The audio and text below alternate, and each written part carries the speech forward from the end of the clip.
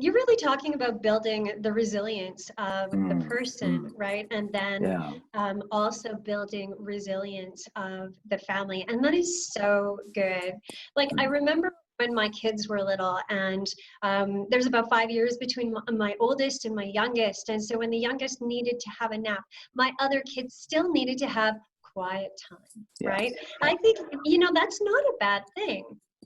That we can, have permission, maybe, or grant ourselves and our family members permission to have a little bit of time. And what can they do there, right? What's your plan when you're having some quiet time? What does that mean, right? Like, well, it means that you're not, knocking to come and play games together or whatever. Just means you need to do your thing for X number of time and whatever. So I think even with little kids, you can still kind of manage that. And also to build, I think, on this idea is that what if we're not okay in the moment, right? If I'm getting really angry and somebody's trying to raise an issue with me, it's not going to work. Right now, I'm assuming that's maybe not just me, but there's an issue of timing, right? And so if I'm what we call flooded, I'm in a stress response, I'm not going to hear you terribly well. So maybe we need to also have permission to take a break and say, you know what, I hear your issue, and that's really good. I find I just need a break. Can we come back and talk about that in a few minutes when I'm calmer? Right. So certainly giving people space to and giving people permission, I think that's very important. Because all of us are going to be experiencing higher levels of frustration, of stress, of worry, and we might not be on our best game. And so love would say, look, let's bear with one another and give each other some space, and we'll be able to navigate through this thing together a little bit better. Now, one question I wanted to ask is, we have been in lockdown in a very different kind of an environment. What are some of the signs of let's say, poor mental or emotional health? I mean, how do I know if I'm experiencing that in my life right now? That's a great question, because I think we can kind of, it's a bit of a boiled frog thing, in that, the idea of if you put a frog in boiling water, it'll jump out. But if it's just a gradual increase, we tend not to notice that so much. So sometimes people will notice irritability, right? Or just lack of patience, anger, frustration. Sometimes we can just be teary and cry for no reason. We're like, oh, that was weird. Things set us off at times that might not normally, right? Maybe we find that we're not coping so well, and we're using some of those behaviors that, maybe we're drinking more, maybe we're yelling more, maybe I don't know, we're just finding ourselves using behaviors that are not as healthy in order to cope. Yeah, and so those would be some of the telltale signs right there, a little bit of list. And, maybe some of us listening this morning might want to do a little bit of a checklist on that. I know I'd have to check a few of those myself. So, Jeremiah, do you want to speak into that? Yeah, I definitely there is no end, right? It's just looking at knowing who you are as an individual, okay? Or maybe allowing another person in your life to be able to speak into your life, going, hey, man, you seem off. What is that going on? Sometimes with, we're kind of giving the clinical answers right now. It's what we look for, when we're meeting with clients and stuff. But there's also just the practical go with your gut. I mean, if you're telling yourself and thinking to yourself at home right now and you're going, maybe I need to see or talk to someone, then that's just your body. That's just your mind's way of saying you should have done that last month. All right. You got to start doing it now. Okay. So that's just a real practical approach. Other things kind of added on top with what Corinne had also mentioned, I would say, is isolation, especially from any form of healthy connection. Just because we're socially isolated, just because you might not be comfortable with technology, even the phone call, Everyone's been used to that for at least 100, 150 years that the telephone's been around.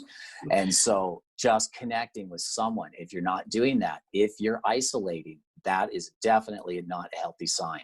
I would definitely say any suppression, if you feel something, but you're suppressing it, especially issues like anger. Unresolved anger is another term I like to use. Absolutely. Those are definite signs that if you feel that pressure cooker, as I mentioned earlier, the volcano in you is starting to build up. Hey, how is that going to be released? And if it's being released on your kids, if it's being released on your wife or at the concrete wall, or however you're dealing with your emotions or not dealing with your emotions, it's not a matter of if, but when it comes out in a negative way. Those are definite signs that something's going on. Your body's telling you, hey, I'm hurting. I need help. Yeah, no, that's very good. We need to be aware of the signs. And what's going on absolutely. inside of us. Now, one thing I've noticed, and I've been trying to be more self-reflective during this time. Sometimes these times force us to do that.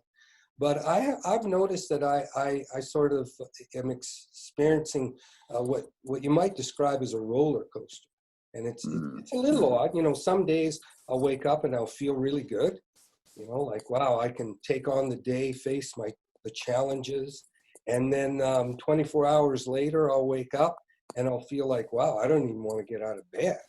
And, I have found that a little bit confusing for me because I tend to be kind of a steady Eddie sort of a person. And so during this lockdown time, I have found that just some real high highs and low lows. And maybe you guys could speak into that a little bit. I think in some ways in me, what am I focusing on? Right? A lot of it is, am I on my phone too much? That's not good for me. I know that about myself.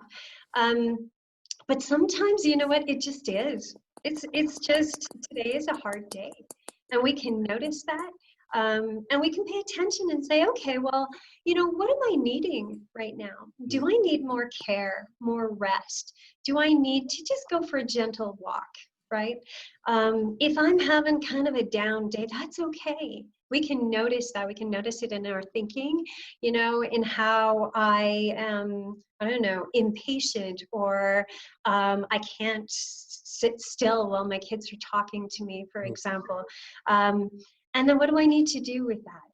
Okay, it just is, and it's fine. We all have that come up. And it really sort of is an invitation, I would think, to some of those behaviors that can calm us, whether it's a nice cup of tea or go sit in the sunshine, right? For me, I'm really light sensitive, and I need to be in the sun. I'm the one, ripping open all the blinds in my house because it makes me feel happy, right? There are some nice opportunities to kind of minister to ourselves, whether that's in, worship and prayer, or as Jeremiah was speaking about, connecting with people who really do fill us, right? Or calm our anxious nervous systems. There are lots of things that we can do to just pay attention to that and be kind to ourselves. Right. And so I think that is a big part of it is being kind, and maybe taking some extra time to be kind. And the Bible says that we're to love our neighbor as we love ourselves. And so maybe this is a season where we do spend a little bit more time focusing and taking care of ourselves, for sure. Jeremiah, do you want to speak into that roller coaster kind of? I think definitely one of the biggest things, again, adding on to what Corinne had mentioned, is just recognizing, that we are in not just an individual, but worldwide crisis. This is trauma, whether it's a big T or little t, because everyone's going to, when I say big T or little t, big trauma versus a little trauma. I mean, I actually know people who are like, I haven't noticed anything different in my life except for what I've already been dealing with. Well, good for you, but that's not the norm. There is a lot, the majority of people are being affected by this as well. And I think we have to be mindful of that, okay? Part of it is just recognizing there's an old term that goes calling a spade, all right? In other words, we just have to say it. One of my favorite authors, she's a secular author called Sue Johnson. She talks about in one of her books how a lot of studies that are being done with the mind and stuff, they'll put the little electrodes all over the head and then they measure, how you feeling today? Oh, I'm really angry. I'm really sad. But it's amazing how if they're at a heightened peak of emotion, just by even saying how they're feeling or what they're thinking, it brings it right down. So I call that half the battle. So let's recognize that we are in a time where we have loss of control. We're in a time where we have lack of predictability. So then the question, of course, eventually is going to be, how do we create predictability? How do we create safety in our lives? So half the battle is just naming it, calling it as it is. I'm having a bad day. All right, now I just got to be careful not to project it on, maybe my family, but I still got to say it. I got to be honest with myself with how I'm feeling, what I'm dealing with. But then now I have to look at ways and strategies to be able to move forward with my day and create mobility in my day so that I'm not walking in fear and, in predictability, all that kind of stuff. Yeah. No, very good. For sure. And I think it's taken all of us a little bit by surprise, just how, how challenging this can be spiritually, emotionally, mentally. Like we are in the middle of a storm, right? The world Absolutely is upside down. And, I know that when we were chatting about this get together that we're doing right now, a lot of the stuff that people are plowing through are things like depression and grief. And maybe you guys want to speak into that a little bit. Why is that? Like, why do I feel depressed? Why do I seem sad? And, what is the cause of some of that? This seems to be a real season of loss. There is loss of freedom. We don't really talk a lot about that, but there is loss of freedom. The freedom to just go get groceries and be back home in a short time, that's just not our reality anymore, right? There's a loss of interconnection, right? Our bodies are wired to have interpersonal connection.